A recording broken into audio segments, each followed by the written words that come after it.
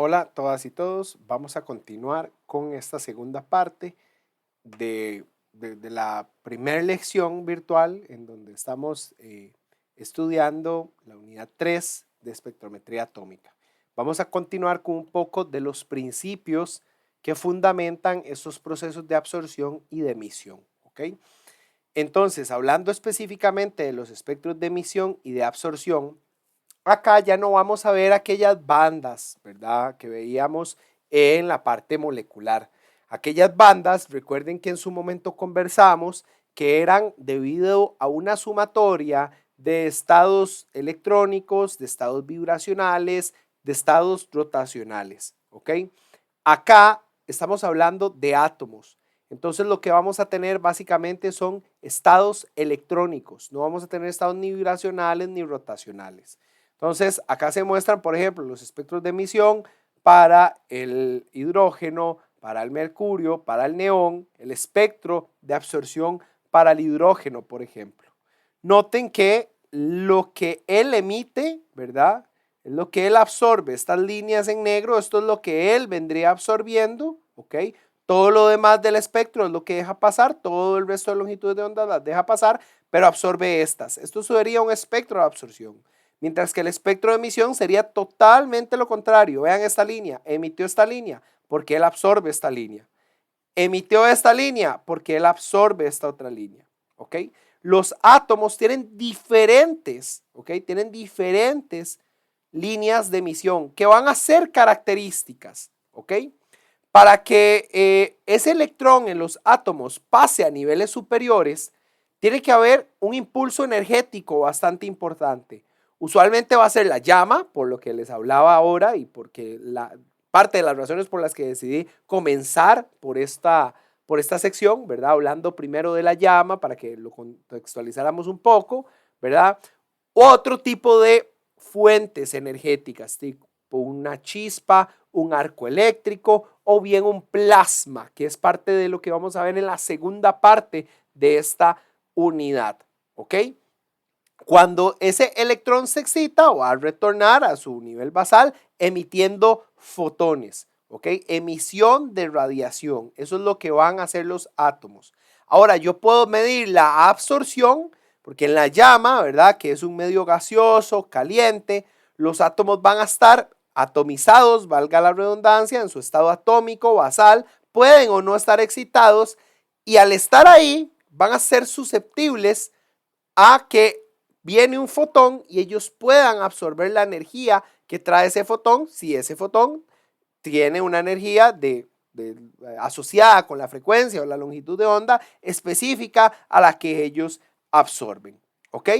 La pregunta que surge acá en muchas ocasiones es, ¿y por qué es este patrón? Porque, por ejemplo, para el mercurio las líneas de emisión son estas, porque para el neón son estas, y así sucesivamente.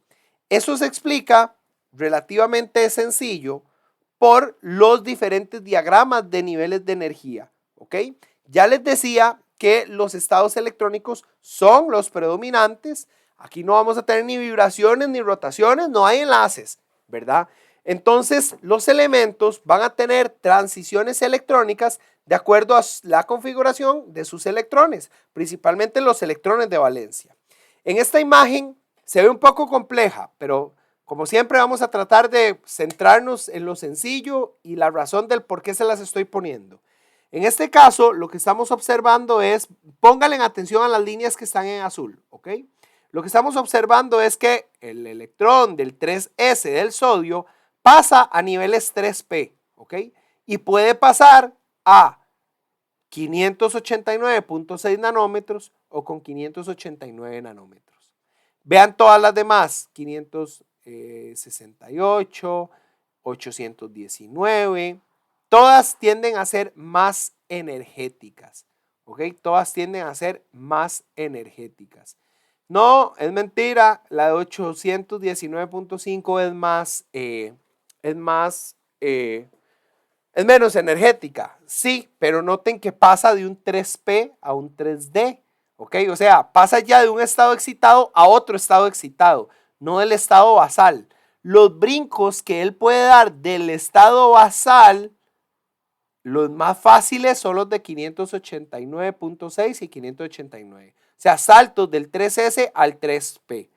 Y es por esto que se las presento la línea D del sodio, el doblete del sodio. Esta es la longitud de onda a la que usualmente el sodio absorbe y también emite radiación. ¿Ok? Estas son las longitudes de onda típicas en las que el sodio trabaja. Tiene otras transiciones, por ejemplo, vean esta de 285.3 que va desde el 3S hasta el 4P, pero evidentemente es un salto energético mayor, es menos probable que se dé, es menos abundante esa línea de emisión o absorción. ¿Ok? Hay transiciones que se denominan transiciones prohibidas según las reglas de la selección de la mecánica cuántica. Usualmente esas son entre los mismos subniveles de diferentes niveles. O sea, no puedo pasar, un electrón no puede pasar del 3S al 4S o del 3S al 5S y así sucesivamente. ¿Ok? Acá lo que vemos es la configuración del magnesio como catión positivo. Todos sabemos que el magnesio, el grupo 2, como catión, siempre va a estar como magnesio 2+. Pero lo que quiero hacer es la comparación de una especie isoelectrónica con el sodio. En este caso, este magnesio catión es isoelectrónico con el sodio. Sí, tienen los mismos tipos de transiciones, de 3S a 3P, pero noten que la energía asociada es diferente, porque evidentemente al ser catión, su radio iónico es menor, los electrones se van a ver, digamos, atraídos, la carga nuclear efectiva es mayor, están más atraídos hacia el núcleo y por tanto, para usted promoverlos del 3S al 3P, ocupas más energía, 280.3, ¿ok? Esa era la comparación que quería darles a entender acá, quería mostrarles. Acá sí ya tenemos al magnesio como tal. Vean que son otras transiciones totalmente las normales para el átomo de magnesio. 285.2, 202, 457. Entonces la más típica es la de 457. No, porque acá vean que, similar a lo que vimos en fluorescencia, estos estados tripletes, lo cual no ocurre mucho porque ya saben que hay un cambio en el spin, se puede dar, pero no es tan típico. Entonces las más usuales, ¿cuáles van a ser? 285.2 y 202.6, ¿ok? Profe, ¿cuál se usa en ese caso? Porque tenemos dos, al menos la del sodio era 589, 589.6, están muy cercanas, la resolución óptica del equipo prácticamente que no va a tener mayor diferencia entre estas dos, usualmente. Acá sí, acá hay 80 y resto de nanómetros de diferencia. Entonces, ¿cuál uso? Podemos usar cualquiera de las dos. Vamos a ver, esto lo tiene un material complementario. Usualmente hay un cookbook. Esa es una de las cosas que me gusta también de la espectrometría atómica. Está muy bien estudiada y entonces yo puedo tener diferentes longitudes de onda analíticas para los diferentes metales. Evidentemente, en algunos se va a sacrificar el tema de sensibilidad. Y eso se los muestro ahorita más adelante, ¿ok? En este caso, se los voy a mostrar cuando veamos el tema de la llama, ¿ok? Para poder amalgamar todo bastante de forma completa. Hablando de los espectros de emisión, acá esta imagen viene del libro, ¿verdad? El espectro de emisión del sodio. Entonces, ustedes vieron anteriormente que hay varias líneas, ¿verdad? Hay varias líneas. La más probable o la más abundante va a ser la de 589 porque es la menos energética, o sea, la que implica menos energía, es la que va a ser usualmente más intensa porque es la que más se va a dar. Todas estas otras se van a poder dar, sí, y eso era lo que tal vez veíamos acá, pero la más intensa usualmente va a ser la de 589. Sucede que, claro, usualmente lo vemos como una línea, pero vean que ahí habían dos, entonces lo vemos como que si fuera una banda. No son bandas, y con esto llego a este tema, que es parte de los fundamentos de la técnica que nos interesa que conozcan. Aquí hablamos mucho de líneas, fuentes de líneas, la línea de emisión, la línea de absorción. Sin embargo, Estas líneas, sí, hablamos de líneas porque venimos de la parte molecular en donde teníamos bandas de absorción, ¿verdad? El máximo de absorción tal vez en el complejo de hierro, que absorbía máximo a 505 por ahí, si no me equivoco, esa banda empezaba a darse como en 470 y resto, ¿ok? Acá no, acá estamos hablando de prácticamente líneas, pero esas líneas no son líneas puras, siempre tienen tienen una ligera amplitud, ¿ok? Y esa amplitud de las líneas está dado por varios efectos. Siempre usualmente se prefieren que las líneas sean lo más estrechas posibles, porque así evito interferencias. O sea, que mi analito que emite a tal longitud de onda, esa longitud de onda sea muy característica de ese analito y no se me solape con la longitud de emisión de otro analito, por ejemplo. Pero las líneas atómicas se ensanchan. Y hay 4 ensanchamientos. Son los que ven ahí en la diapositiva. Uno, por incertidumbre, llamémosle que ese es el ensanchamiento normal, que está ahí. Así como, ¿se acuerdan cuando vimos esto es analogía, ¿verdad? No es que eso es lo que sucede. Cuando vimos en fluorescencia la parte de la línea de resonancia, ¿verdad? O sea, la emisión, la longitud de onda a la que se excita, no es a la que se emite, eso se llamaría resonancia. En principio, en la parte atómica, lo que tenemos es una emisión de resonancia. La longitud de onda que excitó es la longitud de onda que se emite. Eso es resonancia. Pero resulta que el tiempo de vida de los estados de transición generan una cierta amplitud. Pero esa amplitud es risible, de 10 a la menos 5 nanómetros. Pero eso hace que, o sea, que por ciertas estabilidades, ¿verdad? Esos tiempos de transición, la línea se pueda ensanchar un poco. Otro efecto que se denomina efecto Doppler, ¿ok? Que en ese efecto, básicamente que es cómo el detector está percibiendo la radiación que está siendo emitida por el átomo, de acuerdo a si el átomo se aleja o se acerca del detector. Ensanchamiento de presión, que son básicamente causados por choques en ese ambiente tan complejo que hay en la llama, o efectos de campos eléctricos y magnéticos, que eso lo vamos a ver un poco más cuando veamos efecto Zeeman en la parte de vaporización electrotérmica. Efecto Doppler, no sé si en alguno o alguna en algún momento vio The Big Bang Theory y hay un capítulo en el que ahí les pongo el GIF en el que Sheldon se viste del efecto Doppler, ¿verdad? Y nadie le entendía qué era el efecto Doppler. Bueno, básicamente el efecto Doppler, a todos de repente nos ha pasado, estamos en alguna presa por ahí y se escucha el tren y conforme el tren se acerca lo escuchamos más fuerte. Alguien va a decir, ya, obvio, el tren se está acercando. Sí, pero ¿qué sucede? Si usted estuviera en el tren, usted va a escuchar siempre con la misma fuerza el pito, la sirena, póngale lo que sea, ¿ok? Siempre se está emitiendo a la misma frecuencia. Lo que pasa es que si el tren se está acercando a usted lo empieza a percibir más fuerte y cuando el tren se aleja, usted lo empieza a percibir más débil, ¿ok? Eso es por un cambio en la frecuencia percibida. Lo mismo sucede con los átomos. Los átomos van emitiendo frecuencia y se pueden alejar o se pueden acercar del detector y por tanto se ensancha un poco la línea, ¿ok? Ese es uno de los efectos de ensanchamiento. Básicamente que eso es parte de la teoría de los espectros de emisión.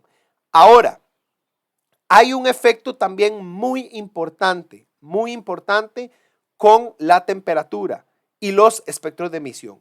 A mayor temperatura, y esto quiero que se lo graben así casi que tatuado en la mente, porque es clave, pero fundamental en esta técnica de espectrometría atómica.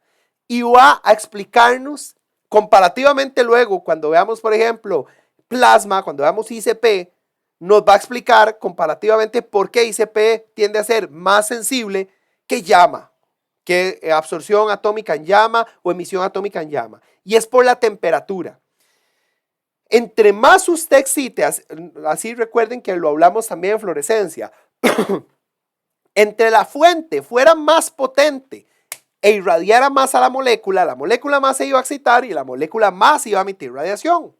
Aquí sucede algo similar. Entre la llama sea más caliente, los espectros de emisión que voy a tener van a ser más intensos, ¿ok? Van a ser más intensos.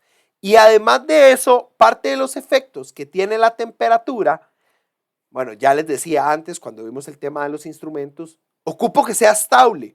Pero más allá de que sea estable, yo voy a tratar siempre de tener llamas intensas, porque entre más temperatura me excita más al analito y no solo me lo excita más, también va a tener otro efecto colateral y es que las interferencias se me van a ser menos probable, porque las interferencias acá en llama usualmente van a ser compuestos óxidos refractarios o compuestos que no se terminan de volatilizar, parte de la matriz, ¿ok? Para mostrarles eso, bueno, aquí está un extracto del cookbook que yo les decía. Este es el Standard Atomic Absorption Conditions for Manganese. ¿Qué pasa? Para manganeso yo tengo 4 longitudes de onda, las cuales yo puedo medir. Usted elige. Obviamente hay que elegir con criterio. Entonces me da cuál es la condición del slit. El slit estamos hablando de el ancho de la rejilla, ¿ok? El ancho de la rejilla del monocromador. Para todos, use 0.2, ¿ok? El ruido relativo que tengo, la concentración característica, ya vamos a hablar de qué es eso, y el check de concentración y la linealidad, ¿ok? Entonces vean que en estas primeras 3 tengo una muy buena linealidad, ¿ok? En esta tengo una linealidad, pero estas 2 tengo un amplio rango lineal, ¿verdad? Pero aquí viene uno de los detalles. Voy a explicarles concentración característica y check de concentración característica están ligados. Este check es la concentración de una disolución del analito en cuestión, ¿verdad? Tal que me dé 0.2 de absorbancia. O sea, quiere decir que usted con 2,5 miligramos por litro tiene 0.2 de absorbancia. Pero a esta otra longitud, bueno, estas están muy similares. A esta otra, esta también, ahora que lo veo. A esta otra usted ocupa el doble de concentración. Usted ocupa el doble de concentración para poder generar esa misma señal. Entonces, a pesar de que el ámbito lineal acá sea más amplio, tengo el problema de que es menos sensible, porque ocupo el doble de concentración para poder generar la misma respuesta, ¿ok? Esto, si lo hacemos, vean que dice llama recomendada aire acetileno, ¿ok? Oxidante. Esta data fue obtenida con un spoiler de flujo. La sensibilidad se puede mejorar si pongo una bola de impacto. Luego cuando veamos el atomizador, vamos a entender qué es la bola de impacto. La concentración característica, ojo, esto es a lo que quería llegar. La concentración característica con óxido nitroso y acetileno, o sea, cambié de oxidante, la llaman más caliente, a 279.5 pasa a ser de 0.28. O sea, a esta, en vez de yo tener que preparar 2.5 miligramos por litro para tener 0.2 de absorbancia, con solo que genere un patrón de 0.28 miligramos por litro, o sea, casi 10 veces menos, yo tengo el mismo valor de señal. O sea, estoy aumentando la sensibilidad del análisis casi que 10 veces por el simple hecho de usar una llama más caliente, ¿ok? Entonces, son cosas que hay que tener en consideración. Acá, estos son parámetros de absorción, también me dan las condiciones para emisión. Pero para emisión, de una vez el manganeso me dice, ni lo intente, la llama solo es con óxido nitroso y acetileno. Entonces, en síntesis, la llama es importantísima. ¿Por qué? Porque entre más caliente la llama, más excita los átomos, más emiten radiación o tengo más disponibilidad de átomos en la llama para que absorban. Además de eso, elimina interferencias. Entonces, la temperatura es crítica y es por eso que les mostraba en la grabación anterior que el tener bien controlada la presión de los gases es muy importante porque esa presión Yo quiero que no me fluctúe. Si me fluctúa temperatura y voy a tener este tipo de inconvenientes. ¿Ok? Los espectros usualmente son espectros de líneas. ¿Ok? Pero pasa que las interferencias generan espectros de bandas. Entonces vean, por ejemplo, acá tengo la longitud de onda de la línea de resonancia del bario. ¿Qué pasa? Que bario yo no puedo analizarlo si no es con llama de óxido nitroso. ¿Por qué? Porque en las condiciones de óxido de acetileno y aire, siempre se me van a generar estos interferentes.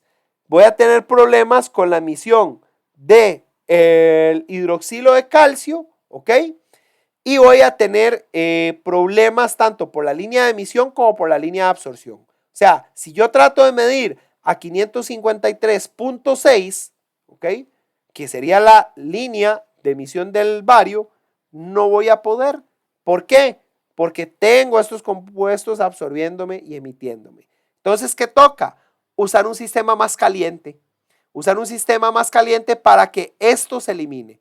Y entonces, esa es la justificación por la cual usualmente usamos, por ejemplo, acá en el manganeso me decía, vea, con emisión ni lo intente, ¿ok? Para el bario, si les muestro el cookbook, de hecho, vamos a ver, voy a mostrárselos de una vez, ¿ok? Ahí me disculpan. Vamos a pasar acá, unidad 3. Standard Condition Section, ¿ok? Ese cookbook, vamos a verlo rápidamente para que vean que lo que les estoy diciendo no es mentira, ¿ok? Y que no digan, tal vez está bateando el profe, no. Esta es una de las maravillas de absorción atómica, ¿verdad? Usted tiene dudas, va al cookbook y ahí usted tiene muchísimas recomendaciones para hacer los análisis. Deme un momento que a buena hora no me quiere responder esto.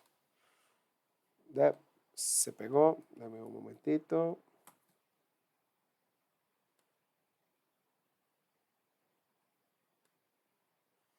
Ya, ¿ven? Por alguna razón se abrió, se cerró.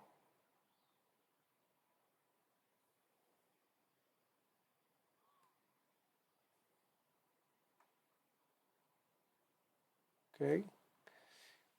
Acá vamos a buscar a el bario, ¿ok? No quiere abrirme. Por alguna razón está pegado. Bueno, pero igual es parte de los documentos que ustedes tienen por ahí. Pueden buscarlo. Bueno, aquí ya me da chance. Revisarlo, serio. Creo que ya me pasé. Bismuto, berilio, bario. Vean. Llama recomendada. Óxido nitroso acetileno. Vieron que en manganeso me decía que podía utilizar acetileno aire. Acá no, acá de una vez óxido nitroso, ¿ok? Y vean que las sensibilidades no son tan buenas. Vean que para puntos de absorbancia yo ocupo 20 miligramos por litro de bario, ¿ok? No es tan bueno, ¿ok? No es tan bueno. Y bueno, hay otra serie de recomendaciones que se dan acá para la disolución estándar, algunas consideraciones para la llama, entre otras, ¿ok? Pero bueno, básicamente eso era lo que quería mostrarles con esto, de que la temperatura de la llama es muy, muy importante, ¿ok? Para los espectros, para tener buenos espectros de emisión, espectros de absorción, en síntesis me mejora sensibilidad y me elimina interferencias. Hasta acá esta segunda parte. Por favor, pasemos a hacer las actividades que tenemos por ahí y vamos a continuar en otra grabación los demás contenidos. Muchas gracias.